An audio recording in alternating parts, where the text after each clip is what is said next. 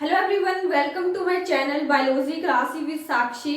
तो आज का जो मेरा टॉपिक है इसमें हम ओव्यूल की डेवलपमेंट और मेगास्पोरोजेनेसिस का जो प्रोसेस है उसके बारे में पढ़ेंगे और जानेंगे कि कैसे जो है फीमेल गैमेटोफाइट में फीमेल गैमेट बनता है। इससे पहले हम ये जान चुके हैं कि कैसे जो है मेल गैमेटोफाइट में मेल गैमेट बनता है। तो चलिए स्टार्ट करते हैं अपना आज का टॉपिक।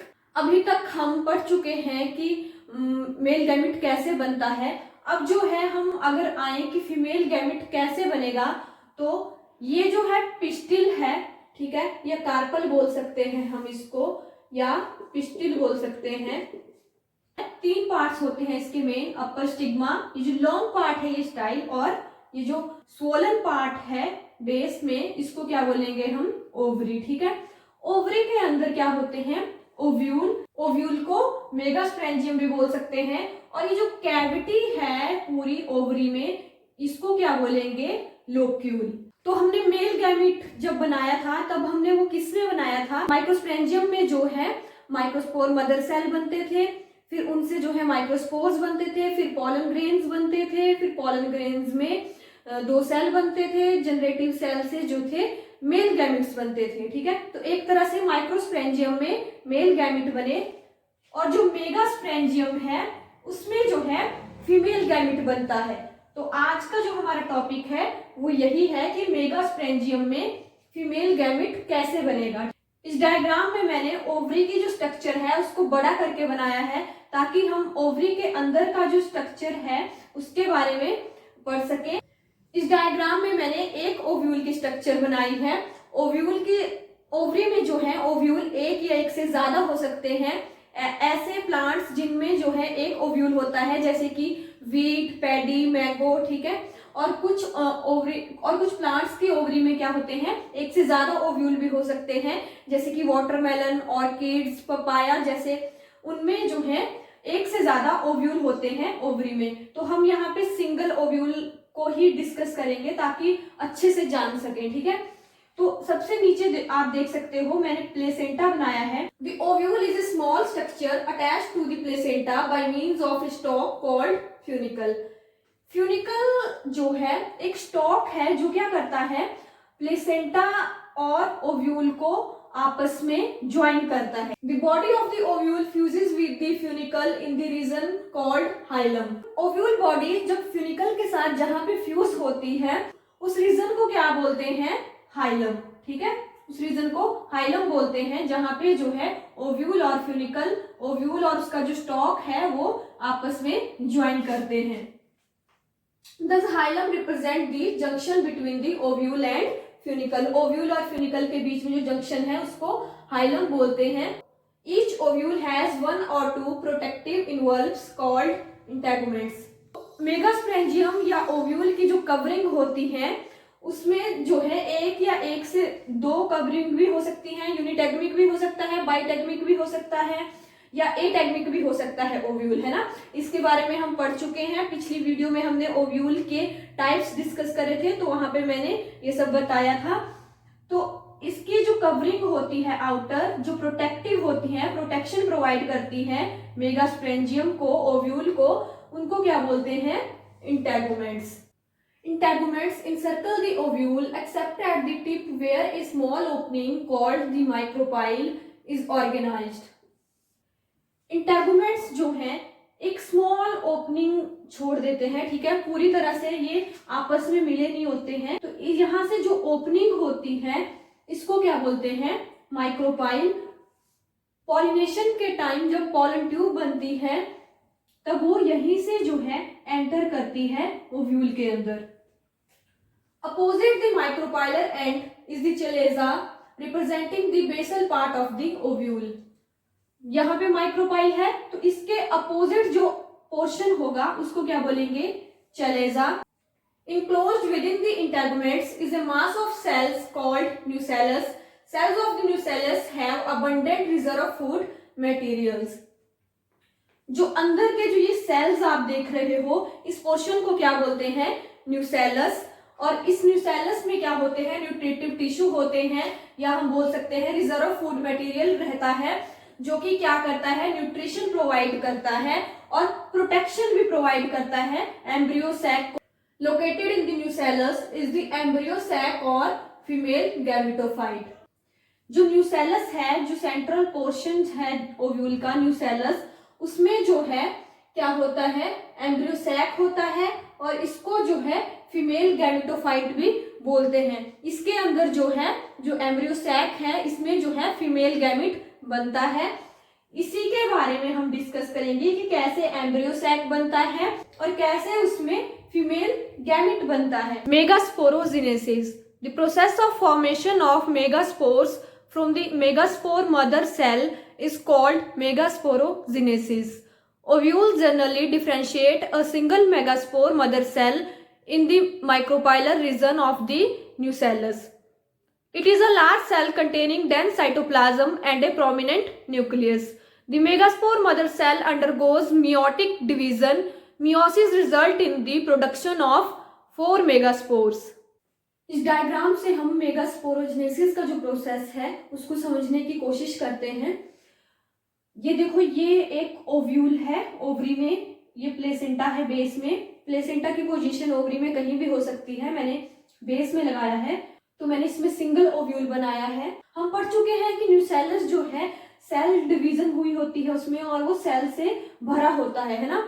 तो जो सेंटर वाला पोर्शन होता है तो उसमें क्या होता है, जो माइक्रोपाइलर एंड होता है ओव्यूल का, वहां पे जो है, जो अपर सेल होता है, कोई भी जो माइक्रोपाइलर एंड के पास होता है वो स्पेशलाइज्ड हो जाता है। ठीक है, वो सेल जो है स्पेशलाइज्ड हो जाएगा, बाकी के सेल जो है वैसे ही रहेंगे, नॉर्मल सेल न्यूसेलस के, और ये डिप्लॉइड सेल है। ठीक है, अगर हम इसको बाहर निकाल के देखें तो इस डिप्लॉइड सेल को क्या बोलेंगे फिर, जो स्पेशलाइज्ड हो जाएगा और माइक्रोपाइलर एंड के सबसे जो नजदीक सेल होगा वो वाला। ऐसे इसलिए होता है ताकि इसमें ही जो है फीमेल गैमेट बने और जो पोलन ट्यूब है वो इजीली, क्योंकि माइक्रोपाइलर एंड से ही वो एंटर करेगी, तो इजीली जो मेल गैमेट होता है वो फीमेल गैमेट तक पहुंच जाता है। इस स्पेशलाइज्ड सेल को मेगास्पोर मदर सेल बोलेंगे। इसको अगर हम बाहर निकालें और देखें तो ये डिप्लॉइड सेल होता है, स्पेशलाइज्ड सेल है और इसमें जो है डेंस साइटोप्लाज्म होता है। अब इसमें क्या होता है, मियोसिस डिवीजन होगी। मियोसिस जब फर्स्ट डिवीजन होगी तो क्या बनेंगे, 2 सेल बनेंगे, मेगास्पोर, डायाड बोलेंगे उनको। जब मियोसिस सेकंड डिवीजन होगी तो एक टेट्राड बनेगा, 4 सेल का बनेगा। ठीक है, ये मेगास्पोर है, 4 मेगास्पोर का एक टेट्राड बनेगा और ये जो सारे मेगास्पोर हैं ये हैप्लॉइड होंगे, इनमें n नंबर ऑफ क्रोमोसोम होंगे। अगर हम इसको ओव्यूल के अंदर देखें तो कुछ इस तरीके से हम बोल सकते हैं, 4 मेगास्पोर बन जाएंगे। और ये जो प्रोसेस है जिसमें कि मेगास्पोर मदर सेल से क्या बना, मेगास्पोर टेट्राड बना, इस प्रोसेस को क्या बोलेंगे, megasporogenesis. In a majority of flowering plants, one of the megaspore is functional while the other 3 degenerate. Only functional megaspore develops into the female gametophyte or embryo sac. This method of embryo sac formation from a single megaspore is termed monosporic development. ज्यादातर flowering plants में क्या होता है कि ये जो 4 megaspore है, जो ये टेट्राड है, इसमें से जो है कोई एक ही जो है फंक्शनल मेगास्पोर होगा। ठीक है, कोई एक ही जो मेगास्पोर है इन चारों में से वो फंक्शनल मेगास्पोर होगा, बाकी के 3 जो हैं डीजनरेट हो जाएंगे। अब वो एक कौन सा मेगास्पोर होगा जो फंक्शनल होगा, वो इनमें से कोई भी हो सकता है। तो 3 जो है डीजनरेट हो जाएंगे, मान लो ये 3 हो जाते हैं डीजनरेट। अगर हम इसको ओव्यूल के अंदर देखें तो मैंने यहाँ पे जो फंक्शनल मेगास्पोर है उसको बड़े साइज में दिखाया है इस टाइप में, और जो 3 डीजनरेटिंग मेगास्पोर है वो आप ऐसे देख सकते हो, 1 2 3। जो 3 मेगास्पोर थे वो डीजनरेट हो गए और एक जो है फंक्शनल मेगास्पोर बन गया। ये हैप्लॉइड है, क्योंकि यहाँ पे हमने देखा था जब मियोसिस हुई थी तो ये हैप्लॉइड हो गए थे। बाकी के जो न्यूसेलस सेल हैं वो डिप्लॉइड हैं। ओनली जो ये मेगास्पोर है ये हैप्लॉइड है, क्योंकि इसमें सिंगल जो मेगास्पोर है उससे जो है एम्ब्रियो सैक बनता है, या हम बोल सकते हैं फीमेल गैमेटोफाइट बनता है। तो इस टाइप की डेवलपमेंट को क्या बोलते हैं, monosporic development. The nucleus of the functional megaspore divides mitotically to form two nuclei which move to the opposite poles, forming the two nucleate embryo sac. Two more sequential mitotic nuclear divisions result in the formation of the four nucleate and later the eight nucleate stage of the embryo sac. These mitotic divisions are strictly free nuclear, that is nuclear division are not followed immediately by cell wall formation. अब इस diagram में हम embryo sac की development की stages देखेंगे कि कैसे कैसे एम्ब्रियो सैक बनता है मेगास्पोर से। तो जो ये फंक्शनल मेगास्पोर है, अगर हम इसको बाहर निकाल लेते हैं, क्योंकि ये हैप्लॉइड है, जो मेगास्पोर है, तीन जो मेगास्पोर है वो डिजेनरेट हो गए, एक जो है फंक्शनल मेगास्पोर है। अब इसमें जो है माइटोसिस डिवीजन होती है। अब अगर हम माइटोसिस में देखें तो हमने क्या देखा था कि एक सेल में माइटोसिस जब होती है तब दो न्यूक्लियस बनते हैं, मतलब कैरियोकाइनेसिस पहले होती है और उसके बाद जो है साथ के साथ साइटोकाइनेसिस हो जाती है ना, और दो सेल बन जाते हैं, ठीक। पर इसके केस में क्या होता है, जब माइटोसिस डिवीजन होती है तब हम बोल सकते हैं कि only karyokinesis is happening, no cytokinesis. मतलब कैरियोकाइनेसिस होती रहती है, न्यूक्लियस डिवाइड करते रहते हैं, एक से दो, फिर दोबारा माइटोसिस हुई तो दो से चार, चार से आठ जो है न्यूक्लियस बन जाते हैं। पर अभी तक जो है हमने सेल की जो डिवीजन है वो कहीं भी नहीं देखी। After the 8 nucleate stage, cell walls are laid down, leading to the organization of the typical female gametophyte or embryo sac. 6 of the 8 nuclei are surrounded by the cell walls and organized into cells. The remaining 2 nuclei, called polar nuclei, are situated below the egg apparatus in the large central cell. तो अब क्या होता है, जो 8 nucleus है उनमें से जो है 6 न्यूक्लियस के सराउंडिंग सेल वॉल बन जाती है और जो 2 न्यूक्लियस हैं वो सेंट्रल सेल में फ्री रहते हैं। जैसे कि ये 2 न्यूक्लियस, इनको क्या बोलेंगे, पोलर न्यूक्लियाई, और बाकी के जो 6 न्यूक्लियस हैं 1 2 3 4 5 6, ये क्या करेंगे, अपने सराउंडिंग सेल वॉल बना लेंगे। There is a characteristics distribution of the cells within the embryo sac. 3 cells are grouped together at the micropylar end and constitute the egg apparatus. The egg apparatus in turn consists of 2 synergids and 1 egg cell. ये आप mature embryo sac की structure देख सकते हो। इसमें क्या होता है, जब 8 न्यूक्लिएट बन जाते हैं मेगास्पोर में तब क्या होता है, जो सेल वॉल की फॉर्मेशन होने लगती है। तो जो सेल होते हैं उनमें से 3 सेल जो हैं माइक्रोपाइलर एंड की तरफ जाते हैं और उनके सराउंडिंग में जो है सेल वॉल की फॉर्मेशन हो जाती है। इन तीनों सेल को, सिनर्जिड्स और एग सेल को मिलाकर क्या बनता है, एग अपरेटस, ठीक है। एग अपरेटस में एक सेल एग सेल होता है और 2 जो है सिनर्जिड्स होते हैं, और ये जो एग सेल है ये माइक्रोपाइलर एंड की साइड है। The synergids have special cellular thickenings at the micropylar tip called filiform apparatus, which play important role in guiding the pollen tubes into the synergids.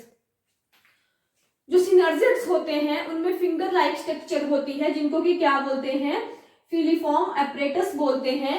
ये जो फिलीफॉर्म एपरेटस हैं इनका जो main काम होता है, ये पॉलन ट्यूब को अपनी तरफ अट्रैक्ट करते हैं ताकि वो उसको गाइड कर सके कि एग सेल इस साइड है या फीमेल जो गैमेट है वो इस साइड है, ताकि पॉलन ट्यूब सही डायरेक्शन में एंटर करे। सिनर्जिड सेल का एक फंक्शन तो ये है कि पॉलन ट्यूब को गाइडेंस प्रोवाइड करेगा ताकि वो राइट डायरेक्शन में एंटर करे एम्ब्रियो सैक के अंदर। और इनका एक और फंक्शन होता है कि ये क्या करते हैं, नरिशमेंट प्रोवाइड करते हैं। क्या करते हैं, जो सराउंडिंग न्यूसेलर सेल होते हैं उनसे जो है नरिशमेंट एब्जॉर्ब कर लेते हैं। एक जो सिनर्जिड सेल है वो पॉलन ट्यूब के एंटर होने से पहले ही डिजेनरेट हो जाता है, और जो दूसरा सिनर्जिड सेल होता है वो जब पॉलन ट्यूब एंटर कर जाती है कई बार उसके बाद डिजेनरेट होता है। 3 cells are at the chalazal end and are called antipodals. ये जो 3 सेल हैं 1 2 3 चलेजल एंड की तरफ, इनको क्या बोलेंगे, एंटीपोडल्स। इनका जो है कुछ भी मेन काम नहीं है, ये डिजेनरेट हो जाते हैं जल्दी ही। पर अगर इनका काम देखें तो बस इतना सा है कि जो आउटर न्यूसेलर सेल होते हैं उनसे ये नरिशमेंट एब्जॉर्ब करते हैं। The large central cell has a 2 polar nuclei. जो ये सेंट्रल सेल है यहां से लेके यहां तक, इसमें क्या है, 2 पोलर न्यूक्लियाई है। Thus a typical angiosperm embryo sac at maturity, though 8 nucleate, is 7 celled। तो जो एंजियोस्पर्म का जो मैच्योर एम्ब्रियो सैक है उसमें न्यूक्लियस तो 8 होंगे पर जो सेल है वो 7 होंगे। कैसे? 1 2 3 ये लार्ज सेंट्रल सेल, 4th, ठीक है, 5 6 7 सेल कितने हुए? 7। और अब न्यूक्लियस देख लेते हैं, 1 2 3 4 5 6 7 8 न्यूक्लियस कितने हुए? 8। जो सेंट्रल सेल है, जो लार्ज सेंट्रल सेल है उसमें 2 न्यूक्लियस हैं, बाकी जगह एक एक न्यूक्लियस है। ये तीनों सेल जो हैं एग apparatus बनाते हैं और ये तीनों सेल जो है माइक्रोपाइलर एंड की तरफ होंगे और जो 3 सेल चेलेजल एंड की तरफ होंगे वो एंटीपोडल्स हैं। तो इस तरीके से एंजियोस्पर्म के केस में मैच्योर एम्ब्रियो सैक में 8 न्यूक्लियस है और 7 सेल्ड है। अगर हम ओव्यूल की स्ट्रक्चर देखें जो कि ओवरी में है, ये मैंने एक ही ओव्यूल बनाया है। इस ओवरी में प्लेसेंटा जो है बेस में है, वहां से जो है फ्यूनिकल है, ये स्टॉक होता है ओव्यूल का, ये इंटेगुमेंट्स हैं जो कि प्रोटेक्शन प्रोवाइड करते हैं और ये सेंटर में जो है एम्ब्रियो सैक है और ये जो सराउंडिंग सेल है इसके ये न्यूसेलस है, यहाँ से नरिशमेंट मिलती है। एम्ब्रियो सैक में जो है तीन सेल जो है माइक्रोपाइलर एंड की तरफ हैं, उनको क्या बोलते हैं? Egg apparatus। इनमें जो है 2 सिनर्जिड हैं और एक जो है फीमेल गैमिट है या हम बोल सकते हैं एग सेल है। और जो 2 सेंटर में न्यूक्लियाई हैं ये क्या है? सेंट्रल सेल के न्यूक्लियाई हैं, पोलर न्यूक्लियाई। और 3 जो सेल है वो चलेजल एंड की तरफ हैं, तो इनको क्या बोलेंगे? एंटीपोडल। यहाँ पे जो है चलेजा होता है तो इनको क्या बोलेंगे? Antipodal cells. तो ये एक ओव्यूल की स्ट्रक्चर है, इसमें जो है एम्ब्रियो सैक बना और फिर उसमें जो है फीमेल गैमिट बना। अगर हम इसको एक फ्लो चार्ट की हेल्प से समझें कि मेल गैमिट कैसे बनता है और फीमेल गैमिट कैसे, तो एंजियोस्पर्म के केस में जो प्लांट बॉडी होती है वही स्पोरोफाइट होती है। जैसे उसमें एंथर है और फिर उसमें जो है माइक्रोस्पोरेंजियम बनता है और माइक्रोस्पोर मदर सेल होता है माइक्रोस्पोरेंजियम में। फिर माइक्रोस्पोर मदर सेल में मियोसिस सेल डिवीजन होती है और क्या बनते हैं? स्पोर बनते हैं। इन स्पोर को क्या बोलते हैं? माइक्रोस्पोर। ये टेट्राड की फॉर्म में होते हैं, एक टेट्राड में 4 माइक्रोस्पोर होते हैं। माइक्रोस्पोर मदर सेल से मियोसिस की हेल्प से जो माइक्रोस्पोर बनते हैं, इस प्रोसेस को क्या बोलते हैं? माइक्रोस्पोरोजिनेसिस। अब जो माइक्रोस्पोर बने हैं उनमें फर्दर चेंजेस होते हैं, माइटोसिस डिवीजन होती है और क्या बनाते हैं? Male gametophyte. मेल गैमेटोफाइट क्या है? Pollen grain. माइक्रोस्पोर से जब पॉलन ग्रेन बनते हैं तो माइटोसिस से हमें पता है एक सेल से 2 सेल बनेंगे, तो एक पॉलन ग्रेन में 2 सेल होते हैं, एक सेल के साइटोप्लाज्म में दूसरा सेल। उन दोनों सेल को क्या बोलते हैं? वेजिटेटिव सेल और जनरेटिव सेल। पॉलन ग्रेन का जो जनरेटिव सेल होता है उसमें माइटोसिस डिवीजन होती है और क्या बनते हैं? 2 मेल गैमेट बनते हैं और वो भी क्या होते हैं? हैप्लॉइड होते हैं, क्योंकि जो गैमेटोफाइट है, जो पॉलन ग्रेन है, वो भी हैप्लॉइड था। फीमेल गैमेट कैसे बनता है? तो ओवरी में जो है मेगास्पोरेंजियम होता है, यानी कि ओव्यूल। ओव्यूल में क्या बनता है? ओव्यूल में क्या बनता है? Megaspore mother cell. और मेगास्पोर मदर सेल में क्या होती है? मियोसिस सेल डिवीजन होती है और मियोसिस से क्या होता है? मेगास्पोर बनता है। 4 मेगास्पोर बनते हैं, उनमें से जो है 3 डीजनरेट हो जाते हैं और एक फंक्शनल मेगास्पोर रह जाता है, ठीक है। और उसमें जो है माइटोसिस होती है और वो क्या बनाता है? Female gametophyte. और उसको क्या बोलते हैं? फीमेल गैमेटोफाइट को एम्ब्रियो सैक। इसमें भी माइटोसिस होती है और फिर न्यूक्लियस डिवाइड करता रहता है और फिर जो है साइटोकाइनेसिस होती है और तब जाके फीमेल गैमेट बनता है ना। अगर आपको मेरी वीडियो अच्छी लगी हो तो प्लीज वीडियो को लाइक करें, शेयर करें और मेरे चैनल को सब्सक्राइब करें। प्लीज वीडियो को लाइक करें क्योंकि इससे मुझे ढेर सारी मोटिवेशन मिलती है। और जो मेरे स्वेटर पे लिखा है वो तो बिल्कुल मत करें। तो प्लीज़ वीडियो को लाइक करें, शेयर करें और मेरे चैनल को सब्सक्राइब करें। Thank you.